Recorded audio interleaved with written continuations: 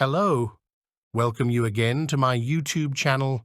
Today, we will discuss the Section 4 of series of TFL SERU sessions. Hope you all enjoy the video. We already discussed first 3 sections of the SERU sessions. If you still haven't watched those videos, please watch and engage for a better understanding. Links for the previous videos are in the description. Please subscribe into my channel.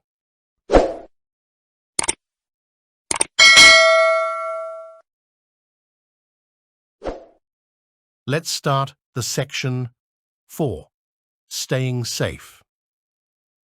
This section looks at how to keep you and your passengers safe. It covers driver safety, drugs and alcohol, minimizing conflict. Please watch the video until the end. Driver safety, angry or violent behavior when at work is never acceptable. You should never accept any bad behavior towards you for any reason. Any offensive or violent behavior towards you because of your race, faith, sexual orientation, disability, or gender identity is a hate crime.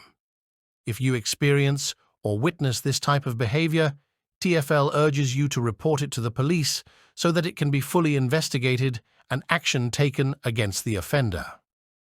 TFL advises drivers to report incidents as soon as possible to the police on 101 or 999 in an emergency.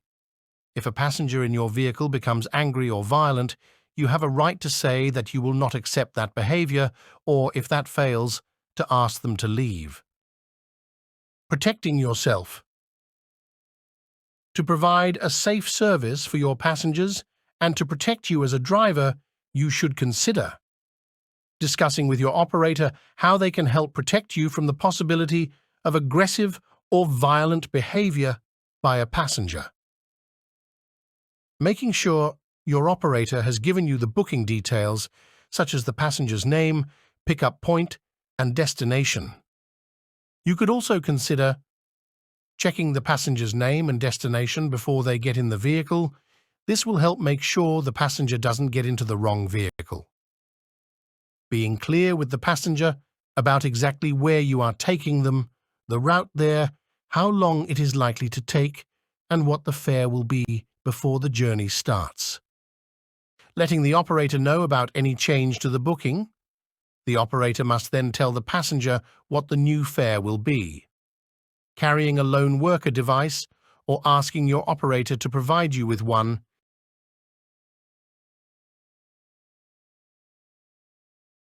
All these steps should reduce the risk of any disagreements. If a passenger is aggressive or violent, tell your operator immediately and give them the passenger's full name and address if you know it. In an emergency, call the police on 999. Warning signs of possible aggressive behavior. Some behavior is a sign that someone is becoming more angry and upset. Below are signs that someone might become aggressive. Tapping their fingers, crossed arms, hands held tightly in fists, aggressive staring, a raised voice, an angry expression, a sudden change in behavior, a change to the voice. Trust your own feelings and never try to ignore these signs. If you feel concerned, act immediately. Remember, the earlier you notice a possible problem, the more choices you have to avoid it.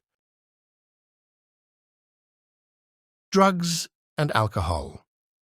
When someone has taken drugs or has drunk alcohol, it can affect their ability to think or communicate clearly, and their behavior can be difficult to predict. In some cases, they may become aggressive. Your operator may have warned you about any possible problems when they gave you the booking, e.g., if the passenger sounds like they might be drunk. You can also judge the passenger's physical and mental condition when you pick them up. If you have concerns then, contact your operator immediately. If the passenger cannot communicate clearly to confirm their destination or is unable to walk because of drink or drugs, you have the right to refuse to take them in your vehicle. In this situation, if possible, insist that a friend comes with them in your vehicle or ask to speak to a friend of the customer by telephone to confirm the destination. If the passenger is unconscious, extremely unwell, or seems to be injured or in an emergency situation and there is no one else to help them, call the emergency services on 999 and stay with them until the services arrive. If the passenger is unconscious, extremely unwell, or seems to be injured or in an emergency situation and there is no one else to help them, call the emergency services on 999 and stay with them until the services arrive.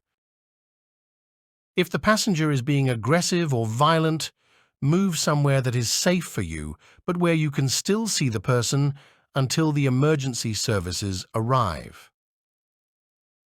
Think about your personal safety first, and do not put yourself at risk. Reducing the risk of violence in a difficult situation. There are certain things you can do to reduce the chance of someone being violent or aggressive towards you. For example, talking calmly and asking questions.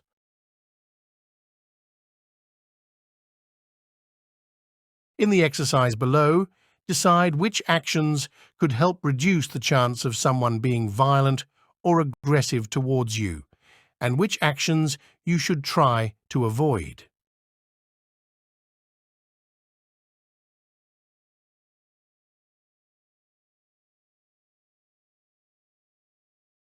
Asking questions could help reduce the chance of someone being violent or aggressive.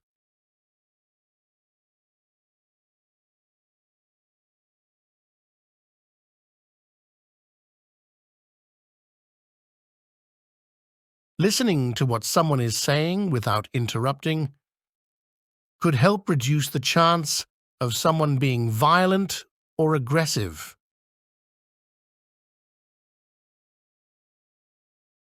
Talking calmly could help reduce the chance of someone being violent or aggressive.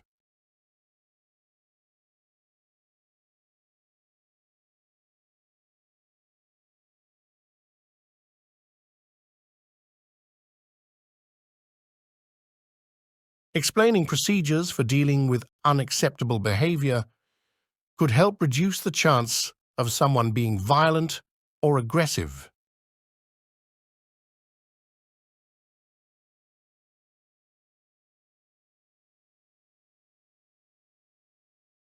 Quickly dismissing someone's concerns should try to avoid.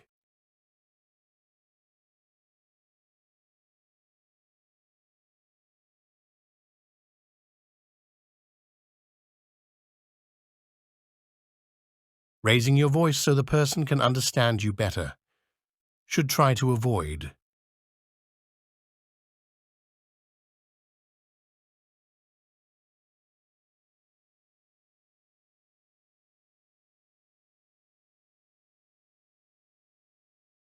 Having a pre-planned way to excuse yourself from a difficult situation could help reduce the chance of someone being violent or aggressive.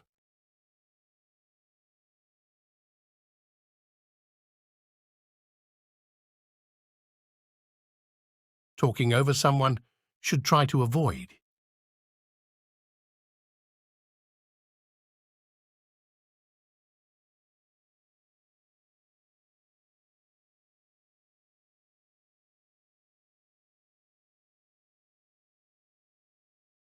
Responding to the person's concerns could help reduce the chance of someone being violent or aggressive.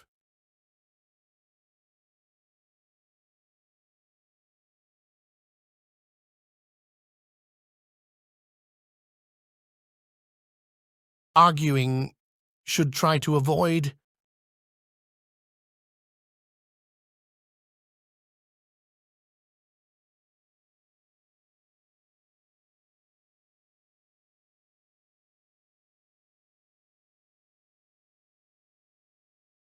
Explaining things without arguing could help reduce the chance of someone being violent or aggressive.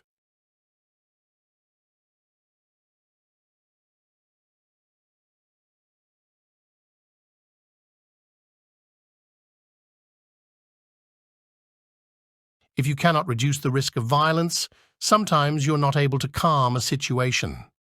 If that is the case, you should get away from the aggressive person and exit the situation.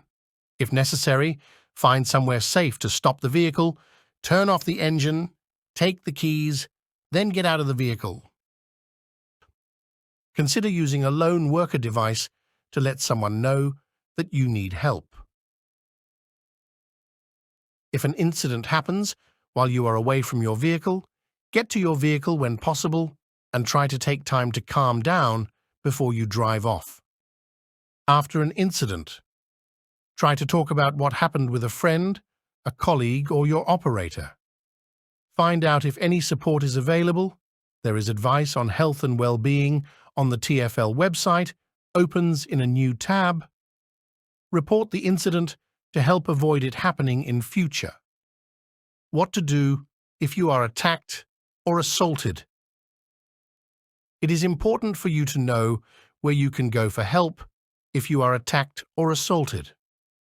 Find out in advance what your operator's reporting procedures are and who to go to after an incident like this. It is important to record and report incidents that almost happened, as well as ones that actually did happen. If something happens to you, tell your operator, and if necessary, also call the police and/or an ambulance, depending on the incident.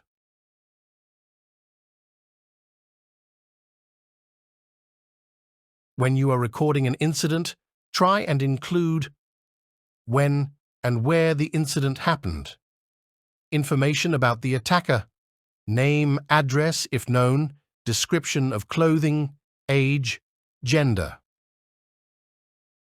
Where possible, you should also include the following details: whether the attacker was one of your passengers, brief description of the incident, anything that might have caused the incident, details of any witnesses, type of incident, verbal threat, physical assault, written threat, description of any injuries, account of the immediate action that was taken, CCTV cameras.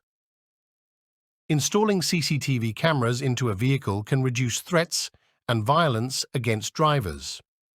Signs in the vehicle informing passengers that CCTV is used may also help to prevent aggressive or violent behavior. You can buy a camera or rent one. Although this is an extra cost, having a CCTV camera may reduce insurance premiums. This is because a video recording can be useful evidence when there is a dispute with a passenger. The Information Commissioner's CCTV Code of Practice requires that signage must be displayed where CCTV is in operation.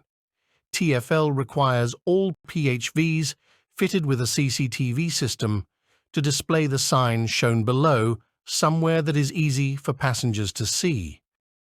The vehicle owner can decide where to put this signage, but it must be displayed somewhere that it does not block the driver's view.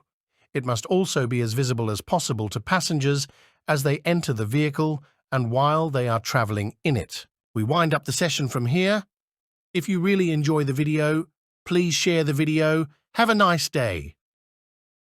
Don't forget, like, comment, subscribe. Thanks for watching.